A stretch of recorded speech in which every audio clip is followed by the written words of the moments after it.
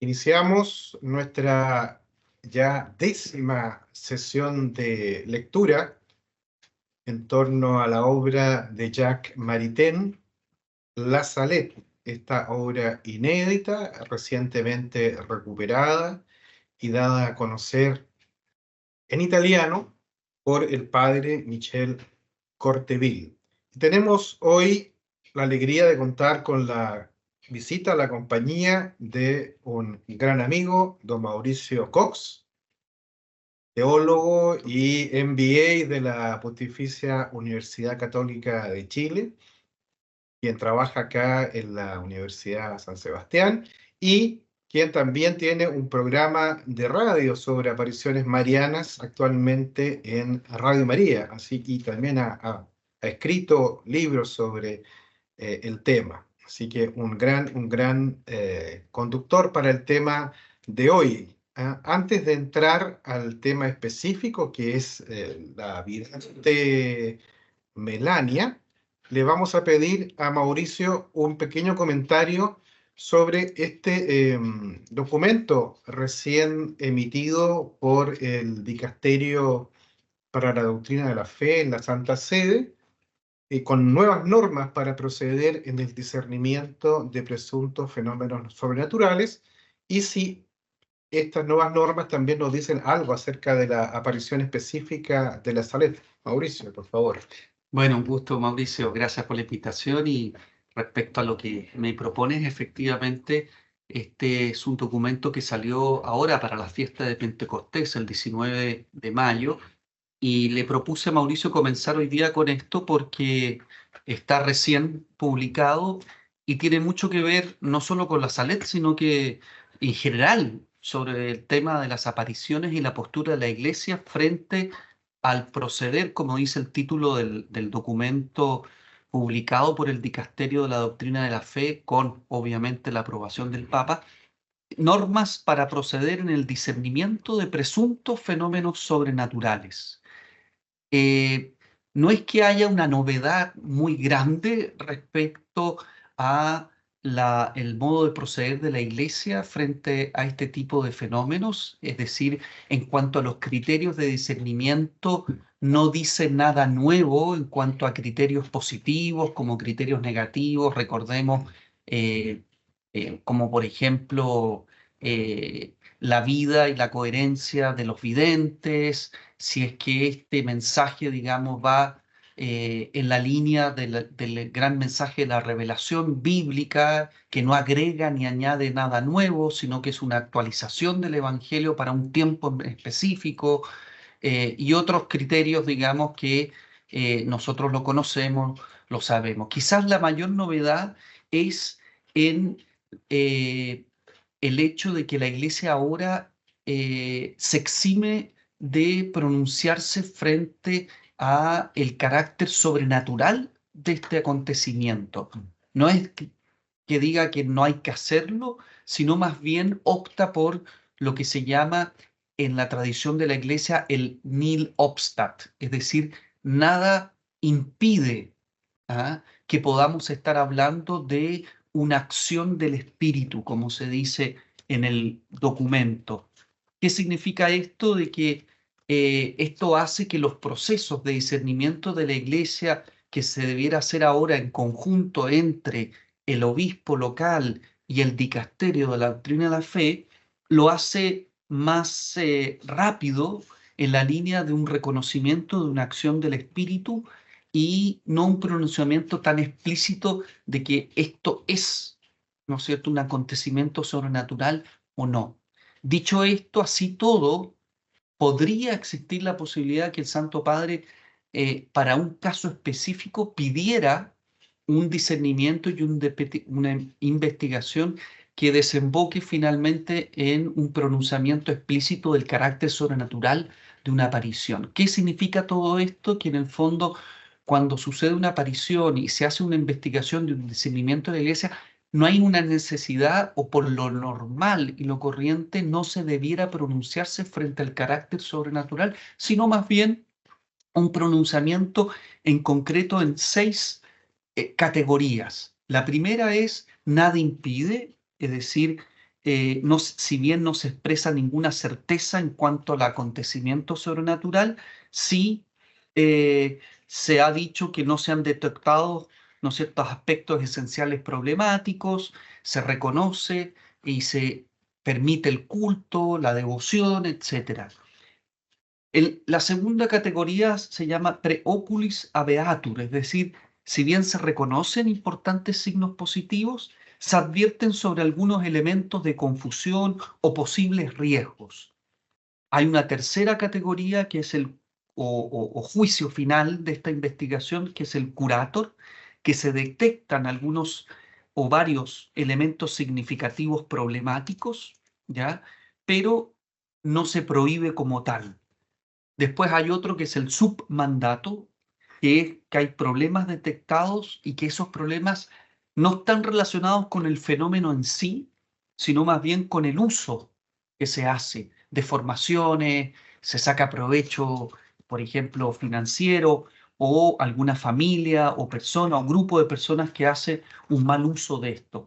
Y también hay un quinto que es ya la provisión, propiamente tal, un pronunciamiento donde existen exigencias y elementos, ¿no es cierto?, que de alguna manera se le pide al obispo que se pronuncie, ¿no es cierto?, y no permita la propagación de eso. Y finalmente, una declaración sí mucho más explícita de una aparición o fenómeno donde no se reconoce derechamente el carácter sobrenatural.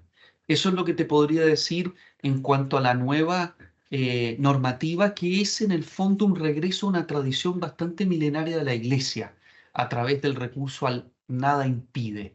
Esto viene mucho de los libros, ¿no es cierto?, donde hay un nil obstat por parte de la Iglesia, donde de alguna manera no hay obstáculo en su difusión. Y lo último es que también hay un trabajo mucho más coordinado entre el obispo local y el dicasterio. Antiguamente se dejaba todo en manos del obispo. El obispo, cuando consultaba a la congregación de la fe y emitía el juicio final, la congregación le pedía que no nombrara a la congregación. Hoy no es así. Hoy el obispo tiene que pedir también el involucramiento del dicasterio, y antes de emitir el juicio tiene que estar coordinado. Estas dos cosas son, a mi modo de ver, los avances que yo creo que van en una línea muy positiva o en la dirección correcta, desde mi modesto entender. Perfecto, Mauricio, muchas gracias. Una consulta hipotética. ¿Habría cambiado algo en la historia de la aparición de Nazaret si estas normas hubiesen estado vigentes en 1846? Muy buena pregunta. Yo creo que sí y no. Yo creo que sí, en el sentido de que si vemos la historia de la aparición de la Saret, tú la conoces mucho mejor que yo, es una historia bastante tortuosa, donde lamentablemente eh, la persona de los videntes fueron los principales afectados, no solo ellos, pero donde eh, los obispos locales, vamos a ver ahora, tú lo vas a contar, el primer obispo donde sucede la aparición, que es muy favorable a la aparición, ¿no es cierto?, y reconoce este carácter sobrenatural. Cuando muere sucede otro obispo que tiene otra postura, y en ese sentido lo vamos a ver ahora. La vida de Melania es un permanente peregrinaje entre obispos favorables a la aparición y otros obispos contrarios que terminan expulsándolas de su diócesis. En ese sentido, hay un momento en la vida de Melania en que la Santa Sede toma postura o se encarga un poco de ella. En ese sentido, creo yo que sí, que hubiese sido distinto. Lo que quizás, si hubiese existido esta normativa, no se exime las dificultades que vamos a ver en detalle que tuvo o tiene esta aparición, y que una repercusión en la vida de los videntes, claramente, independiente de esta normativa actual. Por eso mi respuesta es sí y no. Y yendo quizás a una pregunta que no me has hecho, pero quizás está en el aire, es: ¿en cuál de estas 6 categorías que hoy acabamos de ver y en la normativa entraría la aparición de la Salet desde mi modesto parecer, y esto es una opinión muy personal. Si tú fueras prefecto del Si yo dicasterio, fuera, la dejaría en la categoría 2.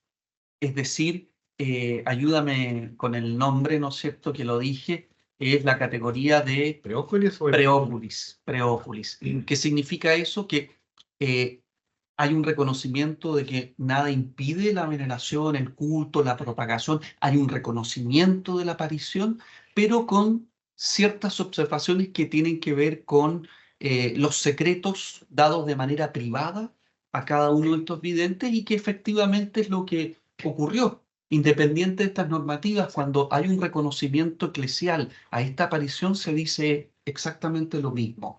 Sí a la aparición, sí al culto, la devoción, la construcción de la basílica, ¿no es cierto? Pero respecto a los secretos privados a los videntes, no forma parte del reconocimiento oficial de la Iglesia. Perfecto, bueno, muchas gracias, Mauricio. Efectivamente, vamos a tener que dedicar al menos un encuentro específico a analizar el contenido de los mensajes secretos de la Salet. Hoy vamos a concentrar en la vida y figura de Melania Calvat, la segunda y más importante de las videntes y mensajeras. El encuentro anterior lo dedicamos a Maximino, pero antes de eso, como ya adelantaba también Mauricio, había quedado pendiente del encuentro anterior una mayor aclaración acerca de los distintos obispos que intervienen durante la aparición y durante la vida de los dos videntes. Estos son los cuatro principales y que a veces se puede prestar a cierta confusión el no distinguirlos. Entonces el primero, Philibert de Bruyard, originalmente Brillard, pero se altera el apellido, es un santo varón muy reconocido que está muchos años a cargo de la diócesis de Grenoble, donde está la Salet, y quien es muy favorable.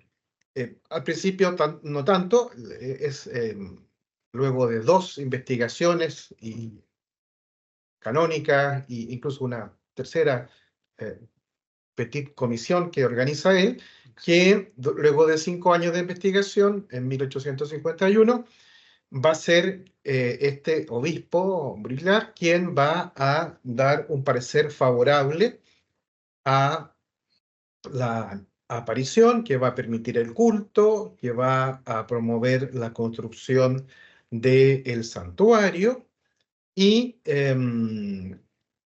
siempre con consultas a la Santa Sede, todo esto, y va a proteger y favorecer tanto a Melania como a Maximino en su vida posterior y en la búsqueda de la vocación de ambos, ¿no? Pero era una persona muy mayor y ya con 87, casi 88 años, por lo tanto, él dimite, se retira, vive todavía un tiempo más, vive con una congregación, la congregación que él había aprobado originalmente de las Hermanas del Sagrado Corazón, fundadas por Santa María Magdalena Sofía Barat, a quien él dirigió personalmente. Entonces, bueno, un personaje notable espiritualmente y muy favorable a la Salet. Pero luego de que él se retira, viene este segundo obispo, Jacques Guinouliac, que ya antes de ser obispo se había pronunciado en contra de la aparición, un hombre más bien conocido como racionalista, liberal, favorable al gallicanismo, o sea, a dar una preponderancia mayor al gobierno francés en la vida eclesial, muy favorecido por Napoleón III, y quien de inmediato le pone la prueba en contra a la Salet y a los videntes, tanto a Maximino, recordarán ustedes que lo envía fuera de la diócesis, como veremos también a Melania. y esta oposición incluso tiene que ser compensada por la Santa Sede, el mismo Papa Pío IX, que es muy favorable a la Salet, le recuerda a Guinuliac que se le ha concedido varios favores a esta basílica, a este santuario como la categoría de basílica, y que tiene que, por lo tanto, favorecer el culto. El primer obispo, Filibert de Villar, fue quien incluso fundó una congregación especial, los misioneros de la Salette. ¿Mm? Eh, entonces, Guinuliac en contra. Y Guinuliac, favorecido por Napoleón III, es nombrado por el emperador como arzobispo de León. En 1870, en premio a su fidelidad hacia el gobierno, es nombrado por Napoleón III como arzobispo de León, es ascendido a un título arzobispal importante, pero el Papa Pío IX, que por los acuerdos se ve obligado a aceptar ese nombramiento, se niega a concederle el birrete cardenalicio, ¿no? Entonces, no lo nombra cardenal como correspondía, el birrete, y siempre se mantiene esa tensión. Y Guinuliac consigue que nombren en su reemplazo a Gistan Polignier, que es amigo de él, su discípulo, su sucesor, y que también va a mantener una actitud negativa hacia todo lo que tenga que ver con la Salet. Lo recordábamos con respecto a Maximín, que nunca lo apoya en ningún sentido. Cuando Maximino vuelve a la Salet, no concede ninguna de sus peticiones, pero se mantiene más bien distante. Y por último, el último obispo que aparece, una vez que Polinier es trasladado a Besançon, es el obispo Amand Joseph Favas, que no es favorable al régimen francés, es de hecho un conocido, reputado anti-masón, lo que le trae varios problemas con el régimen y con el municipio de Grenoble específicamente. Sin embargo, en la sede lo conocían como el pequeño papa, ¿no? Entonces a él le gustaba mandar en Grenoble y no hace caso a las indicaciones del Papa León XIII, ¿no? Que le va a ordenar,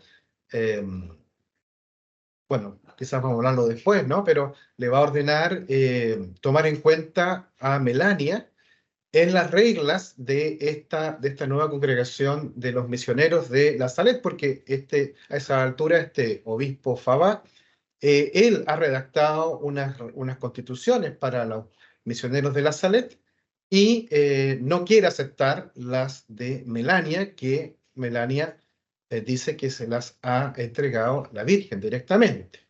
Bueno, entonces el Papa no les concede a los misioneros llamarse misioneros de Nuestra Señora de la Salet, sino solo misioneros de la Salet. Por lo tanto, solo el primero de los obispos en toda esta historia, Vilar, es favorable a los videntes y los otros tres son más bien contrarios, ¿no? Eso era para aclarar. No, Mauricio. no, solo decirte, agradecerte por esta síntesis de estos cuatro obispos, porque me parece clave.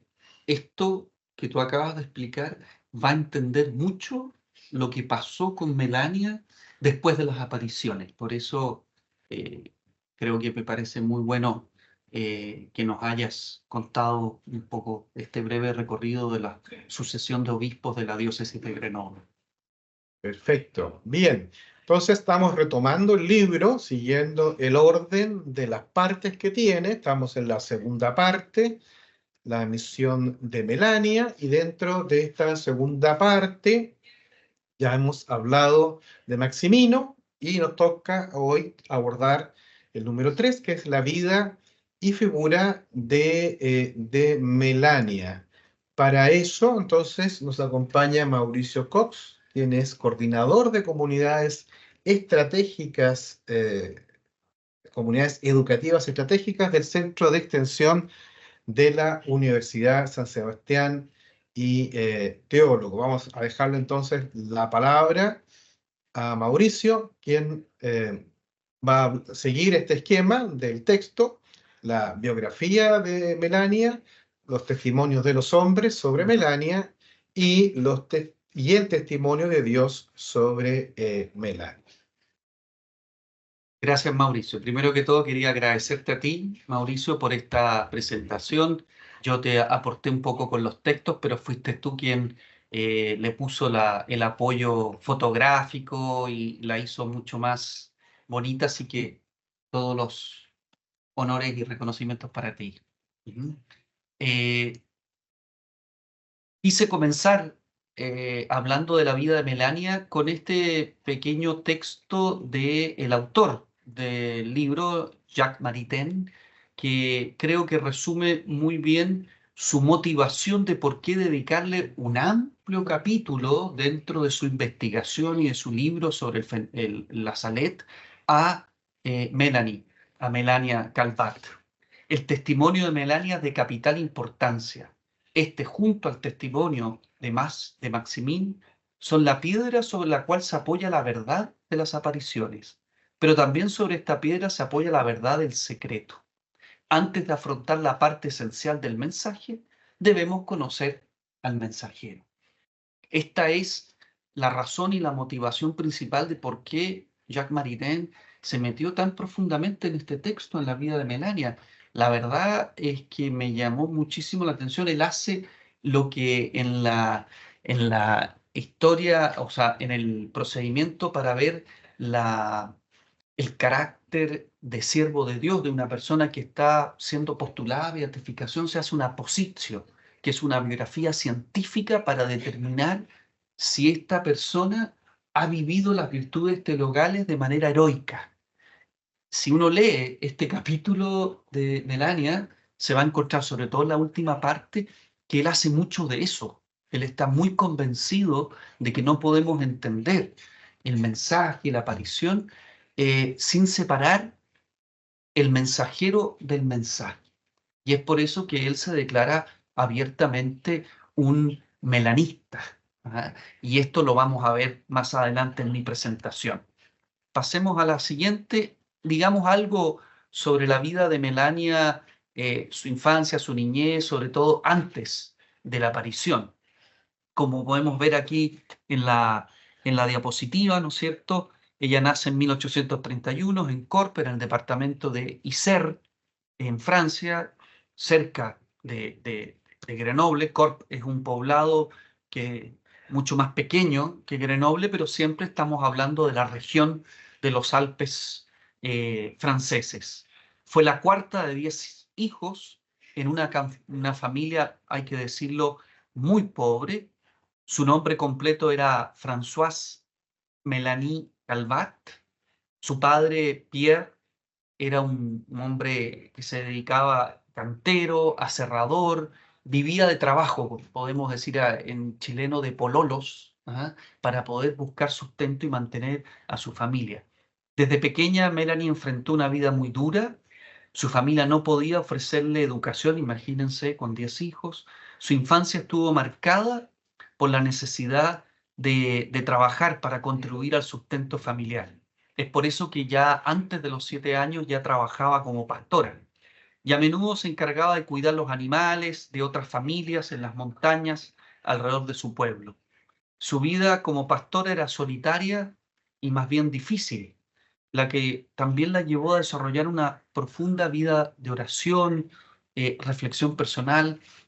A diferencia de Maximín, Melanie era una persona mucho más tímida, más retraída, podemos decir nosotros con una cierta vida interior propia, y por eso que ella, por ejemplo, por no tener esta educación, no habla el francés, sino que habla el dialecto. Esto lo hemos hablado ya en otras sesiones, el patois. ¿Por qué? Porque la Virgen se le aparece y le habla en francés y sobre todo en su dialecto, su idioma que ella dominaba, el patois, y sabemos que después ellos, ¿no sé, son capaces de contar en francés, lengua que no dominaban, todos los acontecimientos de la aparición. Eso es lo que podemos decir en cuanto a la vida de Melania antes de la aparición. No sé si, Mauricio, tú quisieras agregar algo. Bueno, no me voy a detener tanto en el acontecimiento de la aparición porque ya lo hemos hablado, ¿no es cierto? El 19 de septiembre de 1846, Melanie tiene 14 años al momento de la aparición, Maximín 11 años. Sabemos que estaban cuidando vacas en las colinas cercanas de La Salette, cuando según el relato de ellos mismos, ¿no es cierto?, vieron una luz brillante que se transformó en una figura de una bella señora y esta señora se identificó como la Virgen María y transmitiéndoles un mensaje de conversión y de penitencia. La Virgen lloraba, es lo que hemos visto, ¿no es cierto?, y conocemos de La Salette y de los encuentros anteriores. Bueno, como podemos imaginarnos, la noticia de la aparición se extendió rápidamente. Los niños fueron sometidos a múltiples interrogatorios por parte de la iglesia, de las autoridades civiles, y a pesar del escepticismo inicial, la aparición, como ya mencionó Mauricio, fue investigada desde su primer momento de una manera muy rigurosa y se llega a este juicio del obispo años después. La aparición es el 46 y el juicio final del obispo Bruyard es del año 51. Pero ¿qué pasó con Melania? Aquí lo podemos ver en esta lámina, ¿no es cierto? Al inicio del año 47 fue recibida como interna en las escuelas de las Hermanas de la Providencia en Corp.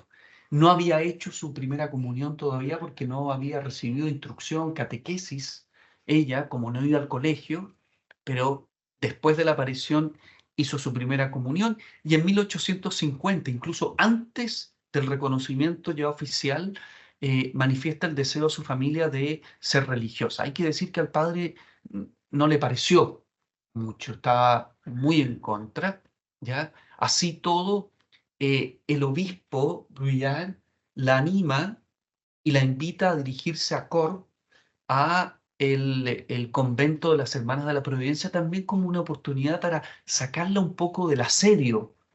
Ella, al igual que Maximina, empezaron a ser muy conocidos y solicitados por la gente. Hay que decir que para Melania siempre volver a La Salette era un poquito un esfuerzo, una suerte de calvario por este asedio constante.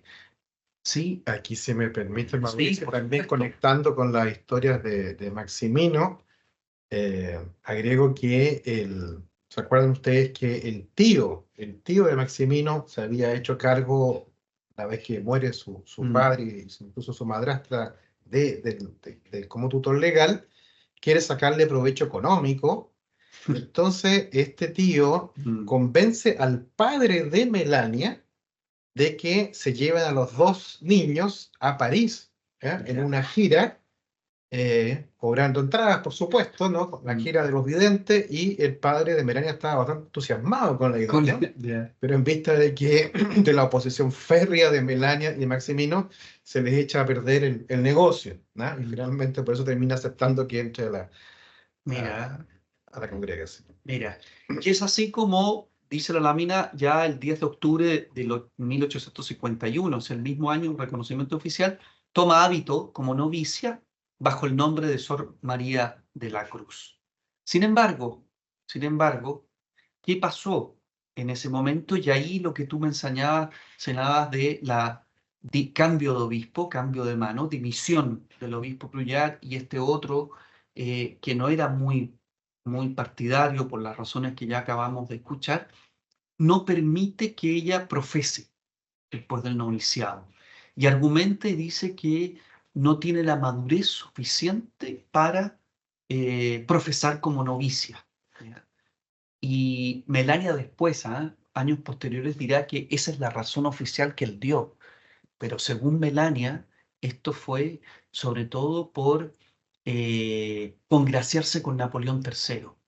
Es decir, se conocía ya abiertamente que Melania era muy pro, por un lado, el mensaje de la aparición de Salet y por otro lado también de la corriente más realista, más monárquica de Francia y sobre todo opuesta a la francomasonería, que este va a ser un tema que va a teñir la vida de Melania, una razón más bien política muy fuerte, y esa es un poquito también la segunda razón que yo te decía al inicio, que va también a influir en lo compleja de la vida de Melania, que tomó una postura muy explícita contra el racionalismo, la masonería francesa y la iglesia, que en ese tiempo trataba de mantenerse neutral. El obispo vio que era persona no grata y que le revolvía el gallinero, por así decirlo, en su diócesis, y es por eso que tuvo siempre una relación muy tensa con Melania. Y ahí viene un obispo inglés, que Monseñor Newman, que era muy partidario del mensaje de la Salet, que le propone a Melania ir a Inglaterra. Y el obispo estuvo muy de acuerdo porque se sacaba un problema de encima, y es así como pasa este otro o nuevo periodo en la vida de Melania, sus años en Inglaterra. Ella entra y llega a Durham, en Inglaterra, y es alojada donde las carmelitas, y hacen todo lo posible para que ella tome el hábito carmelitano. Y estuvo un mes de postulante, toma el hábito de novicia, y llegado el momento de profesar los votos, ella reconoce que no se siente aún preparada. Hay que decir de que, a pesar de que estaba en el Carmelo, ahí en Durham, se hizo muy conocida. Se corrió la voz que una de las videntes de la Saleta estaba ahí. Y ella contaba su historia, contaba, entonces empezó también a ser una molestia también en el propio convento. Y también para ella esos años y esa vida en la guerra fue muy dura, fue muy difícil. ¿Ah? Ella finalmente hace sus votos temporales en 1856, sabiendo interiormente también que este voto de clausura era, por otro lado, incompatible con la misión que le había dado la Virgen de dar a conocer a, a la aparición y a Nuestra Señora, y eso le va a acompañar todos esos años en Inglaterra. ¿Qué sucede? ¿Qué sucede? Que estando allí llega el famoso año de 1858, que ella en una visión había recibido el mandato de la Virgen de hacer público el secreto. Y efectivamente lo hace, ¿no es cierto? Y allí su vida allá en el convento se hace aún mucho más difícil, ¿ya? Dice: agradezco a la divina misericordia que me ha sostenido y ha querido que no me vuelva loca. Ajá. Gloria eterna a nuestro Señor amado Jesús, quien sostiene las almas más abandonadas. Durante 3 años pidió ser trasladada a otro convento carmelita, pensando que quizás allí la dejarían más libre para cumplir su misión. Pero sin embargo eso fue rechazado. Ujú. Y es por eso que finalmente termina incluso intentando escaparse del convento, hasta que se transparenta esta situación, y el obispo de allí le dice: bueno, si usted quiere salir, pídalo formalmente. Y ella pide formalmente de inmediato salir del convento.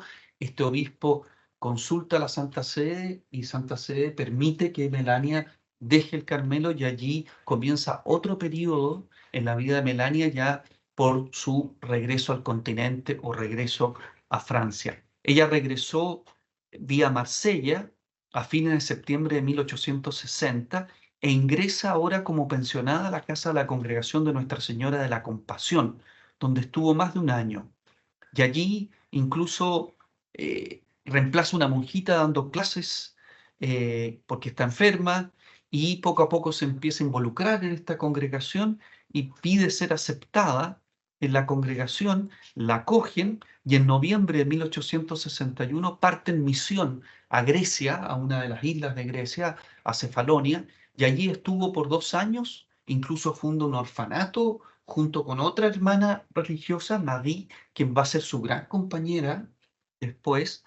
Y eh, sin embargo, ella, ¿no es cierto?, eh, regresa después de esos años en Grecia, y se da cuenta de que su misión de, por un lado, difusión del secreto, por otro lado está el tema de la regla, que María le había dicho de fundar una comunidad religiosa, los santos de los últimos días. y que ella durante toda su vida intenta fundar esa congregación sin éxito porque encuentra siempre obispos muy hostiles. Si me permite ahí recordar también esta misión en Grecia, Sí, claro. también es ocasión para este nuevo don de lenguas, y es que apenas pisa suelo griego, comienza a hablar el idioma griego sin ninguna dificultad, ¿no? Y perfectamente. Así que luego del francés aprende por don divino el griego, luego lo mismo le pasará con el italiano, ¿no? Ya. Solo recordar eso. Ah, mira, ¿no? Sí. Interesante, interesante. ¿Qué pasó a su regreso a Francia? Ella regresa en 1860 y se empeña en dar a conocer el secreto a su confesor. Y a fines de 1866, finalmente Melania es forzada de dejar Marsella a causa del secreto. Su confesor, dice el padre Calage, a quien Melania le había dado una copia del secreto, se lo llevó al obispo. Él mandó a llamar a Melania, el obispo de Marsella, y delante de ella tiró al fuego el secreto y le pide que deje su diócesis. Eso es para mostrar, así como existían obispos que creían en ella, que la acogían, como va a suceder en Castelmare, cuando veamos sus años en Italia y finalmente donde ella fallece en Altamura, en la Puglia.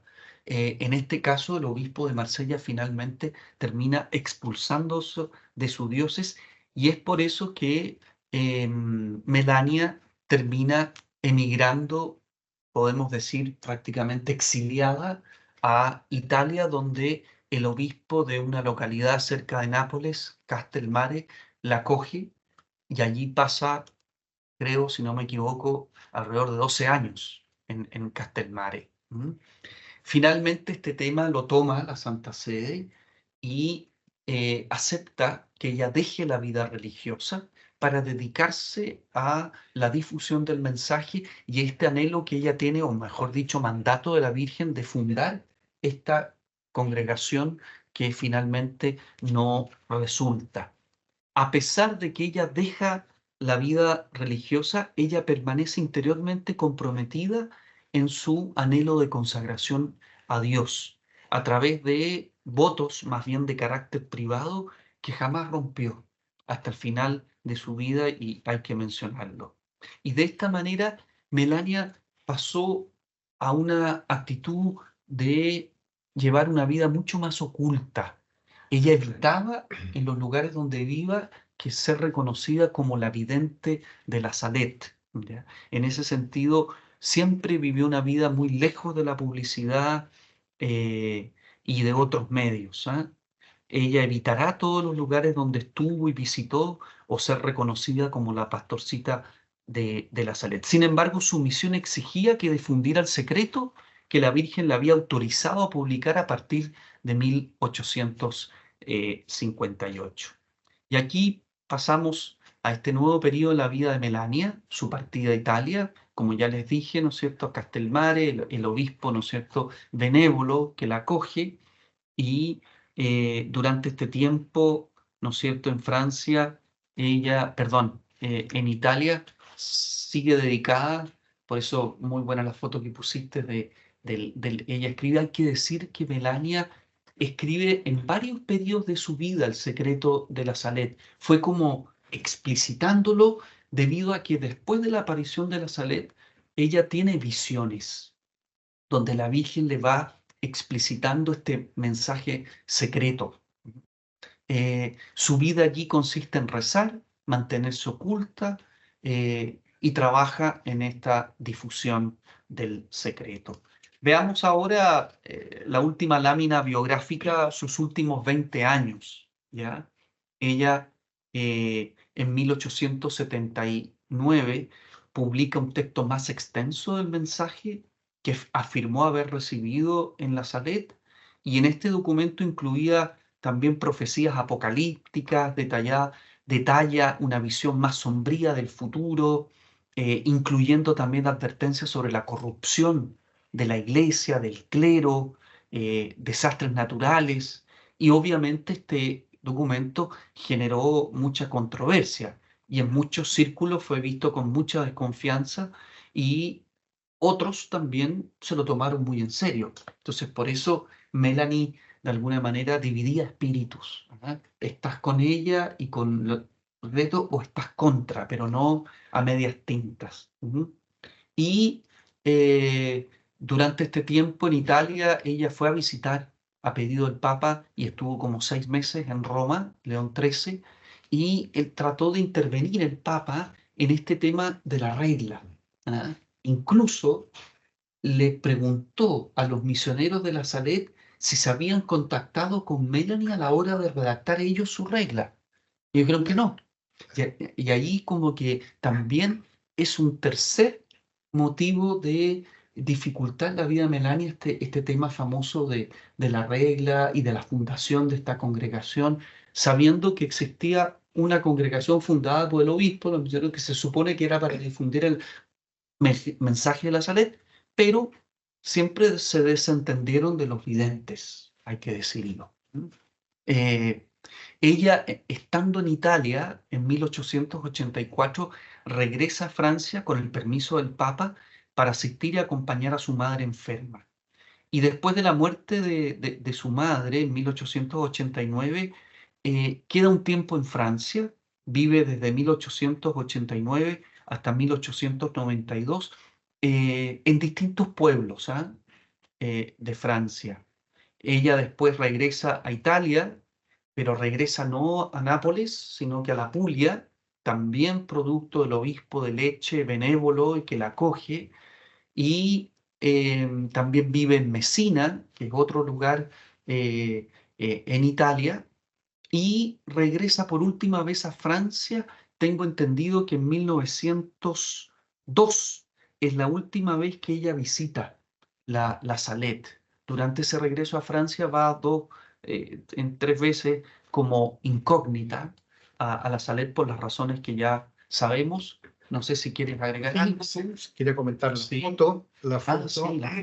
que corresponde a su estadía en Messina, ¿verdad? En Mm. la isla de De Sicilia, Sicilia, Messina, sí. con San Aníbal María di Francia, que ha fundado una congregación, las Hijas del Divino Celo, y que conociendo en ese entonces y ubicando a Melania, que está en Italia, la invita a acompañarla y a ser de maestra de novicias, ¿no? De la primera generación de novicias de esta nueva congregación que él ha fundado ahí en Messina, y está más de un año entonces con él, con ellas, y le tienen una gran devoción, tanto que ella deja el anillo, un anillo de oro, que luego hablaremos, ¿no? Y la superiora tiene todavía. Exactamente, hasta el Claro. día de hoy la superiora de esta Mm. congregación mantiene Sí, esta argolla de oro que les deja Melania en esa ocasión. sí. Muy buen aporte y no, lo de la foto no la sabía, así que... Y bueno, y finalmente ella regresa de Messina, regresa a Italia en 1904 al pueblo de Altamura, estamos hablando de la Puglia, porque allí el obispo, Cecchini creo que se llama el nombre, dominico, muy también pro eh, el mensaje de la Salet, la acoge, y ella realmente vive una vida muy de incógnita. La gente de ahí ni sabía que era la vidente de la Salet. Ella todas las mañanas va a la Eucaristía, a la catedral allí, o a la iglesia del pueblo, y una vida de mucha penitencia, de mucha oración y de fuera de los focos, por así decirlo. Y de hecho, su muerte es un poco trágica porque la encuentran muerta en su pieza porque vivía sola y finalmente fallece a los 73 años en 1904. Bueno, ¿qué podemos decir a modo de conclusión? ¿O tú quisieras decir algo a propósito de la muerte de... Solo que las condiciones de su muerte ella misma la había profetizado 10 años antes, ¿no? Ah, Dijo, voy a mira, morir sola en un pueblo donde nadie me va a conocer y dicho y van a hecho. encontrar mi cuerpo luego más tarde. Bueno, podríamos decir muchas cosas a modo de conclusión. Aquí yo rescato un par. ¿Ah? ella solo aspiraba a tener una vida estable y pacífica. Sin embargo, todas las tribulaciones de su vida provienen justamente de las persecuciones que ella tuvo suscitadas a causa de su misión de dar a conocer el secreto de la Salet. Evidentemente, esta postura política anti-franco-masonería le jugó muy en contra. Por otro lado, también el secreto mismo que dividía espíritus, este pedido de la Virgen de fundar una congregación y crear una regla, la entra en conflicto también con la congregación fundada por el obispo de los misioneros de Salet. Son tres elementos que hacen que, como puse en la lámina, se trata de una vida de exiliada permanente. ¿Mm? Y termino estas conclusiones y para poder dejar espacio quizás a algún comentario u otro, o también lo que tú pusiste también como láminas que vienen después de esto acerca de los testimonios sobre Melania. Pero me han querido muerta, permanecí muerta y no volveré a vivir hasta que haya dejado de vivir por completo. ¿Ah? Eh, Quizás resume un poco como ella, ¿no es cierto?, vivió su vida posterior a las apariciones. Luego viene una última parte de este gran capítulo que Jacques Maritain dedica a Melania, donde hace como una investigación y recoge muchos testimonios sobre Melania, sobre todo de parte de los confesores de Melania que la conocieron de una manera mucho más íntima, testimonios donde hablan sobre la santidad de vida de Melania, su coherencia, su fidelidad al mensaje recibido de la Virgen. También dedica también otro apartado para hablar sobre los papas y la postura que tuvieron los papas frente a Melania. Lo paso rápidamente. Y la última parte que yo hablaba un poco de esta posición, ¿ah? Como él dice, hemos hablado de testimonios humanos sobre Melania y después termina diciendo testimonio de Dios sobre Melania y ahí se mete mucho en los diarios de Melania y va a hablar de experiencias místicas que tiene Melania, visiones y también la vida de sufrimiento y penitencia. Yo no sé si ahí, Mauricio, tú quisieras también complementarme con estas fotos que has puesto sobre... Ahora sí. Ujú. Bueno, en este mismo libro, el editor Michel Corteville, en el prólogo, al final del prólogo, hace mención a este descubrimiento, otro descubrimiento reciente en el año 2022, o sea, justo cuando está a punto de editarse este libro, de la ropa de Melania. ¿Mm? Junto con reencontrarse los manuscritos originales de la primera versión del secreto, junto con reencontrarse el libro de Maritain, también se reencuentran providencialmente, de manera totalmente inconexa, estas ropas de Melania. En el archivo de la Casa Generalicia de los Padres Redentoristas en Italia, en Pagani, encuentran una caja llena de esta ropa antiquísima y empiezan a investigar los padres redentoristas de qué se trata. Además, con estas manchas también que llaman la atención. Son 40 piezas que encuentran y encuentran algunas notas, escritos y finalmente se dan cuenta de que era la ropa de Melania Calvat, que uno de sus confesores redentoristas, padre Vincenzo Vendetti, había guardado en secreto luego de la muerte de Melania y la había llevado a este archivo. Y ahí habían quedado olvidadas, ¿verdad?, por casi 2 siglos, y la encuentran y ven las notas y entonces empiezan a entender de qué se trata. Y ahí, bueno, habría también entonces que recordar lo que es la vida mística completa de Melania, que se va sabiendo gracias a los confesores, ¿no? Melania oculta todos estos dones especiales del cielo, pero los confesores la obligan a ponerlo por escrito y por eso luego se van conociendo. Y entonces, sí.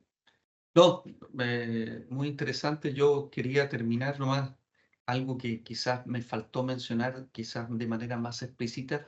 Otra cosa que acompaña la vida de Melania es estas dos corrientes que suceden en torno a su vida, que incluso algunos llaman los melanistas y los otros los saletistas. Es decir, sobre todo la congregación de los misioneros de la Salet, que sí a la aparición, sí al mensaje, pero no al rol de los videntes y sus mensajes secretos. Esa es la corriente saletista que tiene mucho que ver con la aprobación oficial eclesial a la aparición de la Salet, y los melanistas que, como Jacques Maritain, no pueden separar el mensaje del mensajero y que creen fuertemente en el lugar y la misión concedida por la misma Santísima Virgen a Melania y a Maximin dentro del gran misterio de la Salet. Hay que decir que nuestro autor, Jacques Maritain, siguiendo a Léon Blois y otros intelectuales católicos, claramente son de la corriente melanista. Sí. Y eso, obviamente, Melania lo va a sufrir en su vida, porque va a ser fuente de división de espíritus. Y claramente la piedra de escándalo es el mensaje secreto, como tú bien dices. Y como tú recordabas al principio con esa frase, bueno, la veracidad de ese mensaje secreto también está corroborada con las gracias que Dios y con la fidelidad a esas gracias de Dios por parte de los videntes. Y en este caso estamos hablando de una vida, el mismo San Aníbal di Francia, que es quien pronuncia el discurso fúnebre en los funerales de Melania, es quien inicia el proceso para la canonización de Melania. Sí. O sea, él, que luego también fue canonizado, y otros más, ¿no? Veíamos ahí Monseñor Sola, que es venerable. Varios de estos están en proceso de canonización. Los protectores mismos de Melania, aparte de los papas, ¿no? Pío IX, que también, y bueno. Claro. Ahora, lamentablemente, por todas estas controversias, a diferencia, por ejemplo, de Bernardita Subiró, la vidente de Lourdes, hasta donde yo tengo entendido, Melania no ha sido beatificada, mucho menos canonizada, y no sé si ha sido declarada sierva de Dios tampoco. No. A la muerte de San Aníbal di Francia en 1920 se para el proceso. Y ahora lo están reabriendo en estos momentos por estas cosas que se están redescubriendo. Entonces, para que dimensionemos la talla de la santidad de Melania, hay que recordar que ella, bueno, lo habíamos mencionado, ella sufre mucho desde su nacimiento, ¿no? Su madre Sí. la rechaza, le dice que ella muy... no es hija de ella, no es hija de su padre, no es hermana de sus hermanos, la hace dormir en el suelo desde un año de edad, tiene ataques, la madre era de una vida muy desordenada, disoluta, y eso hace que a los pocos años, 2 años, a los 3 años, cuando el padre no estaba para protegerla, su madre la enviaba fuera de la casa, la tiraba al bosque. Y esta niñita de 3 años pasaba muchos días sola en el bosque, alimentándose con lo que encontraba, con los frutos del bosque. Y ya a los 3 años y un par de meses tiene la primera aparición del niño Jesús. Y desde entonces nunca la abandona hasta su muerte. Ella no sabe que es el niño Jesús, muy pequeña, sabe que se le aparece un niñito. Y ella le pregunta quién es, y le dice, soy tu hermano. Y Melania va a hablar siempre de su hermanito. Recién ya a los 20 y tantos años se da cuenta que su hermanito es Jesús. Pero ella va a tener una relación habitual con este hermanito. Y este hermanito le va a decir, oye, nosotros tenemos una madre que nos cuida, Así que quédate tranquila, porque esta niñita, Melania, decía, mi madre me dice mi mamá dice que yo no tengo madre, que no tengo hermano. No, tú tienes hermano, soy yo, y tienes una madre desde el cielo. ¿Mm? Y entonces se va a quedar, cada vez que la expulsan de su casa, se encuentra con este hermanito del bosque, y este hermanito le va a enseñar a peinarse, le va a enseñar a cortarse las uñas, todo lo que su madre no hace con ella, la va a hacer este niño Jesús, ¿ah? Su hermanito. Sí, sí, algo he escuchado de eso. Y es tan impresionante porque le va a hacer la catequesis completa. Jesús le va a hablar de todas las verdades divinas, de toda la vida espiritual, e incluso a los 3 años y medio, pocos meses después, le va a imponer los estigmas. Y aquí conectamos con la ropa de Melania. Desde los 3 años y medio, no es la única, pero niña con estigmas, pero yo creo que es la más pequeña, desde los 3 años y medio, que el niño Jesús le toca la frente, le toca las manos, los pies y el costado, va a tener entonces estigmas muy dolorosos, esta niñita Melania, hasta su muerte, cada vez más doloroso. Si vimos algunas imágenes de mayor, ella usaba siempre una cofia muy grande porque tenía una esponja debajo del velo para que no se notara la sangre, ¿ah? Que ella emanaba desde los estigmas que tenía en la frente. Tenía, aquí no están en la foto, pero sus calcetines, tienen los estigmas de los pies, el estigma del costado, que era, los que la vieron, era una cavidad profunda que tenía frente al corazón.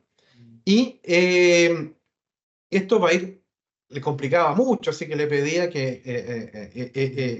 a Dios que no se le notara, ¿no? Entonces son estigmas muy dolorosos que muy pocos notaron y que la acompañaron durante toda su vida. Ella a los 12 años realiza el desposorio místico con Cristo, ¿ah? Tiene esta presencia de la Santísima Trinidad, de San José, de San Juan Bautista, ahí en el bosque, 12 años, bueno, era pastora, y realiza las bodas con Cristo, donde se le entrega este anillo, esta argolla de oro que hasta el día de hoy mantiene la superiora de la congregación de las hijas del Divino Celo, es entregada a ella por Jesús en sus desposeros místicos a los 12 años. Entonces estamos hablando de ese nivel, el detalle de visiones proféticas, discernimiento de espíritus. Ella sabía cuando correspondía lo que estaba pensando a otras personas. Sobre todo, ella va a tener un cuidado muy especial por los sacerdotes, ¿no? Su vocación va a ser consagrarse como víctima. De hecho, ella, el nombre que quería que le pusieran cuando entra a la congregación religiosa es víctima de Jesús.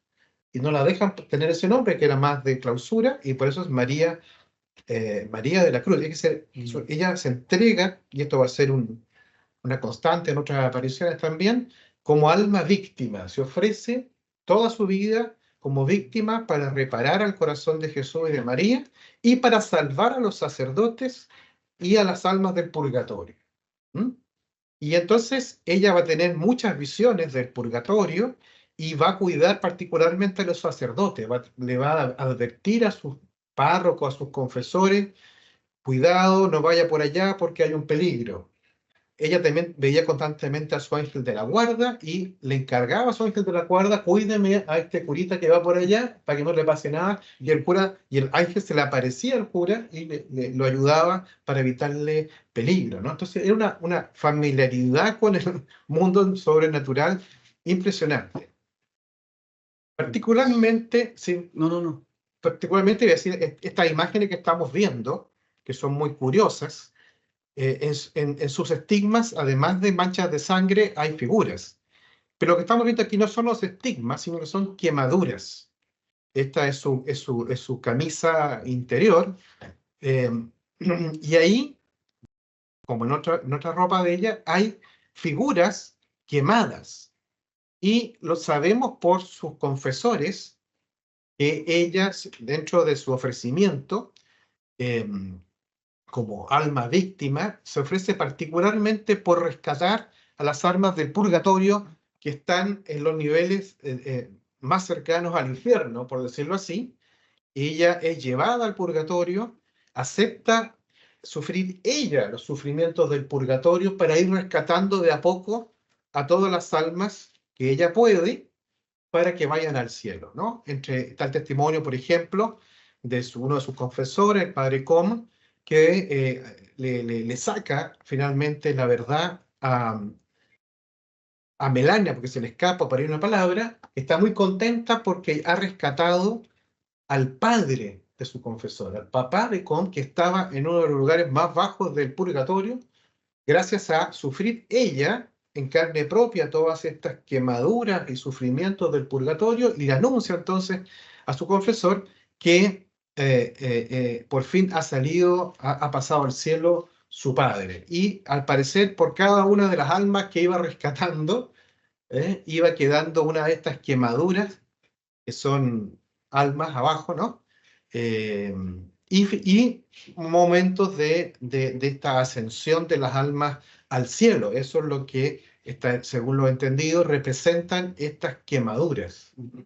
Por lo tanto, estamos hablando de una santa de marca mayor. Ella profetiza, 1900, dice que va a venir una gran guerra de nivel mundial, que va a comenzar en los Balcanes, y en la que se va a involucrar Francia y Prusia, por ejemplo, ¿no? Y así hay muchas otras profecías que ella va a ir diciendo durante toda su vida, y ella en los últimos años de su vida, 5 o 6 años, se alimenta solo de la Eucaristía.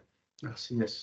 Y ella, bueno, toda su vida duerme siempre en el suelo, duerme rostro hacia abajo, duerme siempre en el suelo, no se alimenta de nada, solo de la Eucaristía, y vive todo tipo de sufrimientos espirituales y corporales como consecuencia de este ofrecimiento total a Dios, de este desposorio místico con Cristo, particularmente, y además la Virgen se le aparece muchas otras veces, no solamente en la Salet, antes y después, y muchas veces la Virgen le da encargos, ¿no? Y le dice, avísale a este sacerdote tan bueno que no deje de rezar.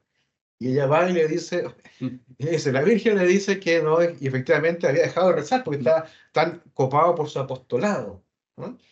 Y así distintos encargos donde Jesús le va mostrando muchas veces cómo muchos sacerdotes son los que más le hacen sufrir. Ve a Cristo ensangrentado, Cristo crucificado, y le dice, por culpa de los que deberían ser mis ministros y mis representantes y mis ayudantes en la tierra, es que yo sufro y sufro. Por eso que entre gran parte del clero, y por sus mensajes secretos, le toman tanta aversión a Melania, ¿no? Porque les manda estos mensajes de que particularmente son ellos, los sacerdotes, los obispos, los que están haciendo sufrir a Cristo, y son los causantes de las plagas que van a venir y que llegan sobre Francia, sobre el mundo. Son los principales causantes de los otros castigos que van a venir después y que están en el mensaje secreto. Bien. Terminamos con estas dos imágenes de Melania, y le agradecemos a Mauricio Cox Pinto por habernos acompañado el día de hoy. Si no hay ningún otro comentario o intervención, estamos pasados la hora. Sí, sí. Y bien, los dejamos entonces invitados para continuar. Vamos a tener que dedicar otro encuentro, por lo menos uno o más, a la historia y al contenido de los mensajes secretos, y también a la historia de esta orden de los apóstoles de los últimos tiempos, que infructuosamente trató de hacer realidad en su vida Melanie Calvert.